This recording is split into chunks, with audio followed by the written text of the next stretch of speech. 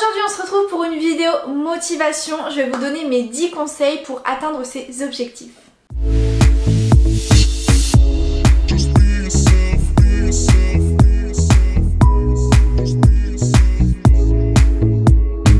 La première chose à faire pour atteindre ses objectifs, selon moi, c'est de chercher de l'inspiration partout. S'inspirer, c'est essentiel je trouve pour atteindre ses objectifs parce que ça motive inconsciemment. Donc inspirez-vous notamment sur Pinterest. Pinterest, c'est un réseau social juste incroyable qui motive. En plus de ça, ça te donne vraiment plein d'idées. Je trouve que ça booste énormément et même ça te fait beaucoup réfléchir et tout. Enfin moi j'adore Pinterest, je trouve que c'est très ludique, très visuel et voilà, j'aime beaucoup les réseaux comme ça. Ou même sur les réseaux sociaux comme Instagram, TikTok ou même YouTube pour suivre notamment des personnes qui vont vers les mêmes objectifs que vous, qui ont atteint les objectifs que vous visez. Ça peut être super motivant, ça c'est sûr. Et la dernière chose, c'est les podcasts. N'oubliez pas les podcasts quand on a des objectifs. Je trouve que c'est idéal et hyper important d'écouter des podcasts en lien justement avec vos objectifs. Je trouve que ça motive, ça permet de placer les bases et ça permet de se dire ok c'est bon, je fonce pas droit dans le mur, d'autres personnes font comme moi à peu près, mettent en place les mêmes choses que moi, donc voilà, ça permet de vous recentrer. Mon deuxième conseil, la deuxième chose à faire pour atteindre ses objectifs, selon moi encore une fois, c'est de rester focus. Vraiment rester concentré sur vos objectifs, y penser tous les jours de votre vie, même si vous n'avancez peut-être pas vers votre objectif, vous voyez, il faut au moins y penser, il faut jamais que ça sorte de votre tête parce qu'à partir du moment où ça va sortir de votre tête, vous allez petit à petit l'abandonner et plus le considérer comme important, vital pour vous par exemple. Et je trouve que c'est quelque chose que les gens oublient un peu parce que c'est vrai qu'on vit tous des vies à 200 à l'heure et du coup on n'a pas toujours le temps de se poser et de travailler sur nos objectifs, d'avancer sur nos objectifs et du coup d'y penser, au final on se rend compte que pourquoi y penser en fait puisque j'avance pas dessus, donc petit à petit une chose amène une autre et en fait on les oublie et après un jour on y repense, on se dit punaise j'y arriverai jamais. Vous voyez ce que je veux dire? Donc c'est pour ça il faut toujours tous les jours, que ce soit sous votre douche, aux toilettes, en train de vous brosser les dents, j'en sais rien, il faut toujours au minimum y penser. Comme ça dès que vous aurez un temps libre, la pensée reviendra et vous occuperez un peu d'avancer vers vos objectifs. C'est hyper important et dans tous les cas, ça je le répète parce que je l'ai pas dit dans ma liste, mais quand on veut, on peut. Donc même si vous avez un emploi du temps hyper chargé, pour moi, vous pouvez quand même trouver un petit peu de temps, même si c'est genre 5 ou 10 minutes par jour, pour avancer un petit peu sur vos objectifs et vous vous rendrez compte que 5 ou 10 minutes par jour, tous les jours, et vous allez avancer très vite alors que c'est rien. Troisième chose à faire pour atteindre ses objectifs, c'est de se créer un mood board, un vision board. Donc c'est en fait un espèce de tableau avec toutes les photos, toutes les citations, tout ce qui vous motive et tout ce qui vous rappelle vos objectifs et qui vous donne envie de réussir et de les atteindre. Ça va tout simplement vous permettre de visualiser votre succès. Tout simplement. C'est-à-dire que de voir le succès même d'autrui, le parcours de quelqu'un qui a réussi tous les jours, de voir un beau truc bien esthétique et tout, vous allez vous dire moi aussi j'en suis capable. Cette vision là petit à petit elle va tellement rentrer dans votre cerveau que vous allez tellement en être persuadé vous-même que vous allez naturellement limite mettre en place des choses pour y arriver. C'est un peu psychologique mais moi j'y crois énormément. Il faut qu'il soit un endroit visible chez vous bien entendu. Quatrième chose à faire, c'est de vous créer une belle liste de tous vos objectifs. Quand je dis une belle liste, c'est pas genre je déchire une page de mon cahier, je prends un stylo noir et hop j'écris vite fait. Non, c'est un beau truc avec un beau papier bien épais, un beau truc, vous voyez. Enfin moi en tout cas pour moi c'est hyper important d'avoir de belles choses. Je trouve que l'esthétisme de tous ces documents là en fait ça accompagne vers la réussite. Donc si vous faites une liste avec tous vos objectifs, des choses que vous voulez, qui vous tiennent à cœur vraiment sur un bout de papier moche avec un vieux stylo, la liste elle va finir à la poubelle. Ça va être un moment à vous, ça va peut-être durer 1 heure à faire votre liste au lieu de 3 minutes. Mais vous l'aurez passé à écrire et à réfléchir sur vos objectifs et à embellir en fait toute cette page. En fait psychologiquement ça joue aussi, ça peut être tout et n'importe quoi, des objectifs vraiment mais de vie professionnelle, personnelle etc. Et des objectifs moins vitaux genre passer l'aspirateur tous les 2 jours.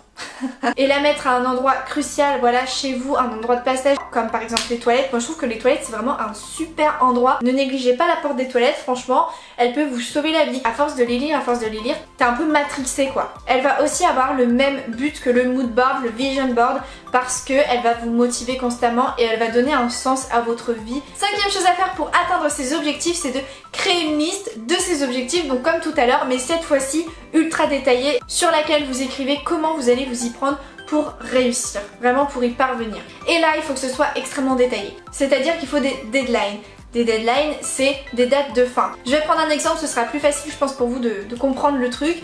Mais par exemple, si jamais vous voulez perdre du poids, que vous faites 60 kg admettons, et vous voulez descendre à 50 kg.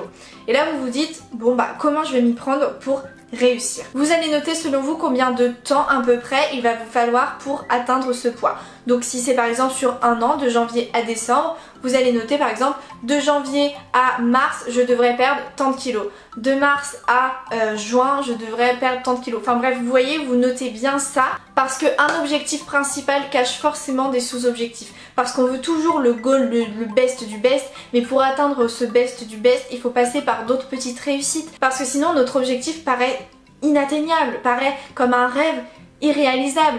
Mais si c'est réalisable parce que vous irez petit à petit et parce que vous aurez conscience du chemin à faire. Et si vous ne prenez pas le temps de détailler sur la durée, limite jour après jour, ce que vous allez mettre en place pour atteindre au final l'objectif principal, vous allez abandonner, vous allez perdre confiance en vous, en votre objectif parce qu'il vous paraîtra trop lointain. Je veux dire, c'est tout bête, mais si vous êtes au rez-de-chaussée et que vous voulez aller à l'étage 129, excusez-moi, mais c'est pas en un claquement de doigts qu'on va arriver à l'étage 129. Bon, certes, il y a l'ascenseur, mais si vous voulez prendre l'escalier, va falloir monter les marches une par une. Et peut-être qu'à la marche 50, vous allez en avoir ras-le-bol et vous allez faire demi-tour parce que flemme de continuer et vous allez abandonner. Mais en tout cas, je vous le souhaite pas, je vous souhaite de garder du courage et c'est justement en notant tous ces sous-objectifs qu'on peut comparer du coup à une marche. Chaque marche montée sera un objectif atteint. C'est ces objectifs atteints, même s'ils sont minimes, qui vous permettront de garder la motivation nécessaire pour grimper la marche du dessus, petit à petit, vous voyez. Et vous serez super content en plus d'avoir coché un sous-objectif. Vous vous direz, punaise, j'ai réussi trop bien, donc oui, je monte la marche sans effort, même je suis trop contente, trop fière. Et après, hop, une marche de plus, etc. etc. Et au final, vous serez à l'étage 129, sans même être découragé, essoufflé, à bout de force, etc. Parce que non, vous serez trop fière. J'espère que cette métaphore vous aura aidé parce que moi, la métaphore de l'escalier, pour plein de situations, ça m'aide trop quoi. Sixième chose à faire pour atteindre ces objectifs, toujours une liste, mais cette fois-ci une to-do list. Faites des to-do list, vraiment moi je trouve que ça marche de fou. Tous les soirs avant de vous coucher, vous faites votre to-do list du lendemain. Dans cette to-do list, il peut y avoir plein de choses, mais surtout 3 choses, au moins 3 choses. Vous n'êtes pas obligé de vous faire des to-do list de 15 choses à faire parce que des fois c'est se mettre trop la pression pour rien. 3 points super importants que vous devez absolument réaliser pour le lendemain. Et dans ces 3 choses, il vous faut au moins une chose qui soit en lien avec un de vos objectifs. Comme ça veut dire que tous les jours vous allez avancer un petit peu, même si c'est un tout petit peu, mais au moins vous allez avancer sur votre objectif. Et je peux vous jurer qu'après 30 jours, du coup après un mois, bah franchement vous aurez vraiment avancé.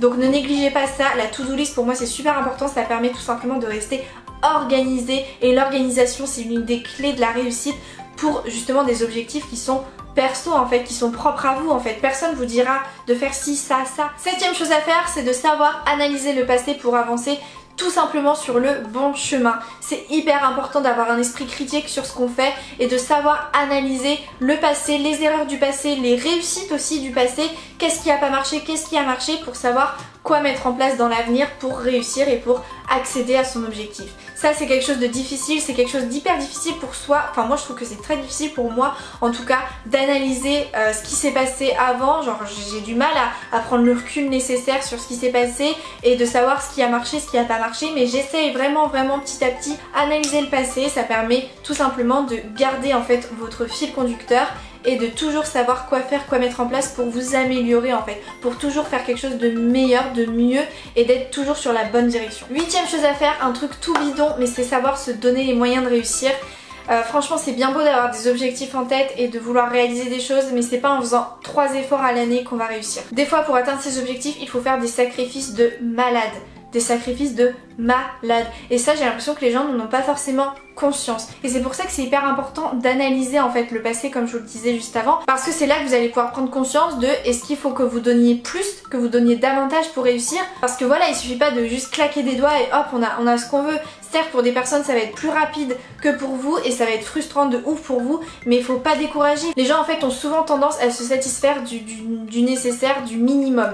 Sauf que non en fait, il faut pas se satisfaire de ce minimum, il faut aller au-delà en fait, il faut toujours aller au-delà. Avant-dernière chose à faire pour atteindre ses objectifs, c'est d'oser sortir de sa zone de confort. Ça c'est quelque chose que j'ai appris il y a pas si longtemps et c'est vraiment certes pas évident à faire, mais c'est hyper important d'oser le faire, d'essayer. Peut-être que ce sera inutile et un gros échec, genre un truc en mode un gros bide dans votre vie, en mode pourquoi j'ai fait ça?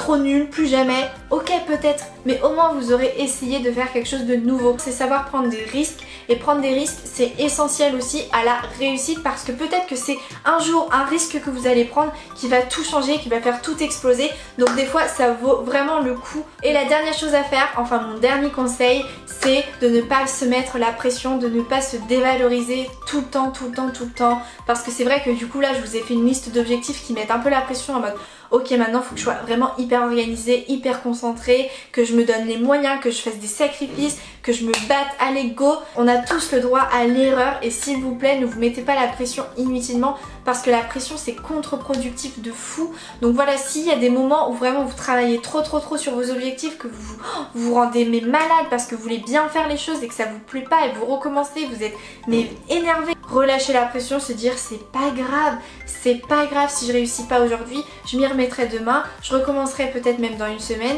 et je me prends peut-être même 3 ou 4 jours de vacances où je vais rien faire, je vais juste regarder des films sur Netflix. Et ben c'est pas grave en fait, c'est pas grave, c'est très important aussi de prendre du temps pour soi et de faire des coupures, de faire des pauses dans tout travail. La vie se passe pas forcément toujours comme on a prévu, donc c'est pas grave si à la fin du mois vous n'avez pas coché votre objectif du mois, et ben vous décalez vos objectifs, vous refaites votre feuille, voilà, vous la déchirez, vous la refaites et vous redécalez tous vos objectifs, et vous mettez peut-être plus de temps parce que vous aurez appris de vos erreurs entre guillemets, en mode bah en fait pour faire cette tâche là je me rends compte qu'il me faut beaucoup plus de temps, donc je vais refaire, et pour les prochains mois je vais me mettre un peu plus de temps. C'est pas grave du tout, dans la vie il faut être cool avec soi-même aussi. Et bien voilà, c'est la fin de cette vidéo, j'espère vraiment qu'elle vous aura plu, qu'elle vous aura motivé, qu'à la fin de cette vidéo vous êtes en mode ok c'est parti, je vais faire mes listes, je suis motivée, je vais réussir, je vais imprimer toutes mes photos, je vais faire mon mood board et tout. Envoyez-moi en tout cas vos photos de listes, de mood board et tout, franchement j'aimerais trop voir ça, on va se motiver ensemble à réussir. Je serais trop contente pour vous si vous réussissez à atteindre vos objectifs vraiment, donc n'hésitez pas à m'envoyer tout ça et à revenir dans quelques mois me dire